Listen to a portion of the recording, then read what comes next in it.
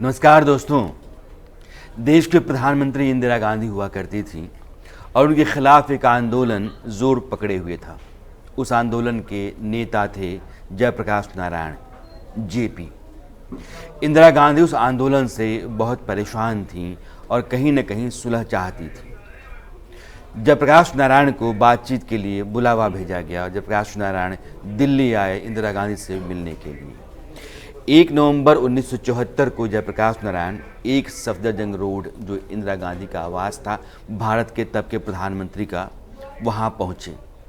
तय ये हुआ था कि इंदिरा गांधी और जयप्रकाश नारायण ही अकेले होंगे और दोनों के बीच ही बातचीत होगी, कोई और नहीं होगा। लेकिन जेपी जब अंदर आए तो उन्होंने देखा कि वहां जगजीवन राम बैठे हुए हैं, इंदिरा गांधी के कैबिनेट में थे वो। बातचीत शुरू हुई। ज़्यादातर बातचीत जगजीवन राम ने ही की, इंदिरा जी चुप रहीं। जेपी यह कहते रहे कि बिहार की जो विधानसभा है उसको भंग करना पड़ेगा, बिहार में हालात अच्छे नहीं हैं, वहाँ की सरकार को लेकर के छात्रों का रवैया बहुत तीखा है, छात्रों के ऊपर बहुत जुल्म ज़्यादती हुई है, इसलिए बिहार की सरकार में अब भरोसा लोगों का नहीं है, विधानसभा को भंग किया जाना चाहिए। बातचीत किसी मकाम पर पहुंच नहीं रही थी। इंदिरा जी ने कुल मिलाकर के आखिर में एक ही बात कही कि जेपी साहब, आप थोड़ा देश की भी सोचिए। इस बात से जेपी बहुत आहत हो गए। उन्होंने कहा कि मैं क्या देश की नहीं सोचता हूँ, मैं तो देश की ही सोच रहा हूँ और देश की सोचने के कारण ही आपके सामने आकर के मैं बैठा हुआ हूँ। बातचीत से जेपी उठ गए। उन्होंने इंदिरा गांधी को कहा कि ये काम कीजिए, आपसे 1 मिनट में अकेले में मिलना चाहता हूँ। इंदिरा जी अलग हुई और जेपी इंदिरा जी आपस में बात करना शुरू किए। जयप्रकाश नारायण ने एक बंडल निकाला और इंदिरा गांधी को थमाया। वो बंडल इंदिरा गांधी की माता कमला नेहरू और जयप्रकाश नारायण की पत्नी प्रभावती के बीच में जो चिट्ठियों का आदान प्रदान था, ये कमला नेहरू जी ने प्रभावती जी को जो चिट्ठियां लिखी थीं, वो पीली हो चुकी पुरानी चिट्ठियों का बंडल था, जिसको जयप्रकाश नारायण ने इंदिरा गांधी के हवाले किया। शायद इस बात का इशारा था कि हमारे तुम्हारे परिवार के बीच में जो संबंध की आखिरी कड़ी थी, वह भी मैं तुम्हारे पास छोड़े जाता हूँ। अब मैं अलग रहा, तुम अलग रहा। जयप्रकाश नारायण नेहरू जी के बहुत अच्छे मित्र थे और आप चिट्ठियों को देखेंगे तो जब भी उन्होंने नेहरू जी को चिट्ठी लिखी तो माय डियर पंडित नेहरू, और इंदिरा जी को जब भी लिखा तो माय डियर इंदिरा लिखा। यह संबंध पारिवारिक था। इंदिरा जी की पत्नी कमला नेहरू अपनी चिट्ठियों में प्रभावती जी को बताती थी कि उनके साथ परिवार के भीतर जो कुछ भी हो रहा है, उनकी अपनी जो परेशानियां हैं, उन सब का जिक्र वो उनसे करते थे। मन अपना हल्का करने के लिए प्रभावती जी को ढूंढती थी, या फिर प्रभावती जी खुद इंदिरा जी के लिए एक बहुत बड़ा साया थी। अपनी बात इंदिरा जी को कुछ कहनी होती थी तो प्रभावती जी से वो साझा करती थी। प्रभावती जी चूँकि अब इस दौर में थी नहीं, इसलिए इंदिरा गांधी और जयप्रकाश नारायण के बीच में जो आखिरी कड़ी थी जिंदा, वो प्रभावती जी थी। वो चिट्ठियों का बंडल आखिर में बचा हुआ था। तो रिश्तों के बीच की वो कड़ी इंदिरा जी को पकड़ा करके जेपी वहां से निकल गए। यह ऐसा नहीं है कि कोई पहली बार थी जब जेपी का मन इंदिरा जी ने दुखाया था, बल्कि उसी साल 1974 में अप्रैल में भुवनेश्वर गई थी वो रैली में, और उन्होंने कहा था कि जो लोग पूंजीपतियों के पैसों पर पलते हैं, उनको मेरे ऊपर भ्रष्टाचार के लिहाज से सवाल उठाने का कोई हक नहीं बनता है। भ्रष्टाचार मैं कर रही हूँ यह कहने का अधिकार उन लोगों को नहीं है जो लोग पैसे वालों उद्योगपतियों के पैसे पर पलते हैं। यह बात जयप्रकाश नारायण को बहुत चुभी थी और राम बहादुर राय देश के बहुत बड़े पत्रकार हैं। मैं जितनी बातें आपको सुना रहा हूँ, कुलदीप नैयर देश के धुरंधर पत्रकार जिनकी किताब है बियॉन्ड द लाइन्स, आप उसमें इसका जिक्र देख सकते हैं। राम बहादुर राय के ज़रिए कहीं कुछ कहा गया है, उसमें जिक्र देख सकते हैं। इन दोनों पत्रकारों को बहुत लंबे समय से मैंने पढ़ा है, तो जितनी चीज़ें मेरे जहन में आ रही हैं उन चीज़ों को जोड़ करके और मैं आपके सामने रख रहा हूं, तो ये सब सबूत के तौर पर हैं, ये सही हैं और इनका कोई ना कोई प्रमाण है, या वैसे लोग जो खुद चश्मदीद रहे उनके ज़रिए लिखा गया है या कहा गया है।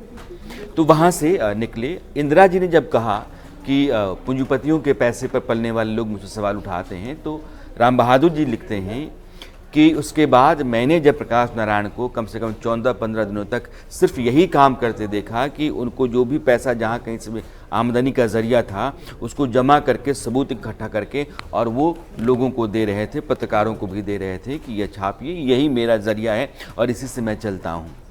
तो यह जयप्रकाश नारायण इंदिरा गांधी के बीच के टकराव के जो दो मोर्चे थे, अप्रैल 1974 जब इंदिरा जी ने कहा था और नवंबर 1974 जब इंदिरा जी के घर जयप्रकाश नारायण गए थे। इसके बाद वो लोगों से कहते रहे नवंबर वाली बैठक के बाद कि इंदिरा ने मेरा अपमान किया है और अब मेरी इंदिरा की जो मुलाकात होगी वो चुनाव के मैदान में ही होगी। जयप्रकाश नारायण उस समय जेपी आंदोलन, संपूर्ण क्रांति के अगुवा थे।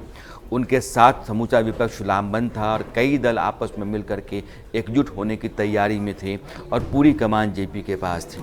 इंदिरा गांधी के खिलाफ देश में एक माहौल तैयार हो गया था और इंदिरा जी को भी इस बात का भान हो चला था कि चुनाव होते हैं तो उनको नुकसान होगा, उनकी पार्टी हार सकती है। जयप्रकाश के साथ बहुत बड़ी तादाद में लोग खड़े हो गए हैं, दल हैं, नेता हैं और लोगों की भावनाएँ भी हैं। तो इंदिरा जी का ये टकराव था दरअसल जेपी के साथ जा कर के आखिरकार उनकी सत्ता के अंत में ही खत्म हुआ।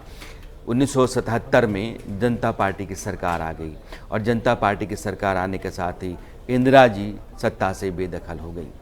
एक कहानी यहाँ से और शुरू होती है कि जयप्रकाश नारायण और इंदिरा जी के बीच में रिश्ते कैसे ठीक हुए।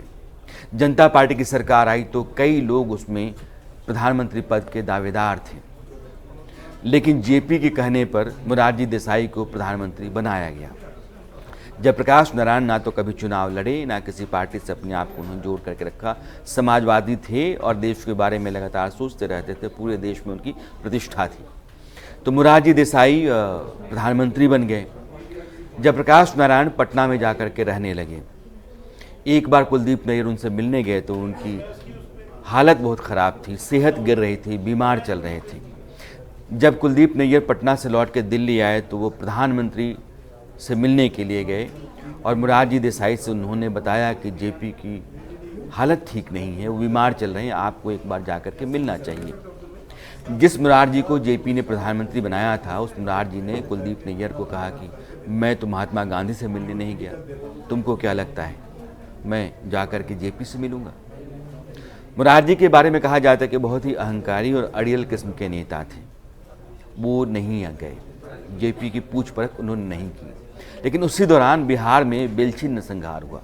बरसात के दिन थे, जाने का रास्ता नहीं था, लेकिन इंदिरा जी बेलछी जाने को आमादा थी। उनको हाथी पर सवार करके बेलछी ले जाया गया और वो तस्वीर देश के तमाम अखबारों में छपी। इंदिरा जी की सत्ता में वापसी का एक बहुत बड़ा जरिया या बहुत बड़ा कारण बेलछी नरसंहार में उनका हाथी पर सवार होकर के लोगों के बीच में जाना भी था। बेलछी से जब लौट रही थी तो पटना आई और पटना आकर के उन्होंने जयप्रकाश नारायण से मुलाकात की, उनका हाल चाल पूछा और कहा यह जाता है कि जयप्रकाश नारायण के आखिरी दिनों में इंदिरा जी के संबंध उनके साथ बेहतर हो गए थे। आज मैं देश के पूर्व प्रधानमंत्री इंदिरा गांधी और जननायक जयप्रकाश नारायण के रिश्तों की बात इसलिए सुना रहा था क्योंकि आज जेपी की जयंती है, देश में कई तरह के आयोजन हैं और इस मौके पर मुझे लगा कि जेपी की ज़िंदगी से जुड़े हुए कुछ ऐसे वाक़ये हैं जो कहीं न कहीं किसी न किसी के ज़रिए लिखे गए हैं, कहे गए हैं, इधर उधर बिखरे पड़े हैं, उनको समेट करके मैं आपके सामने रखूं।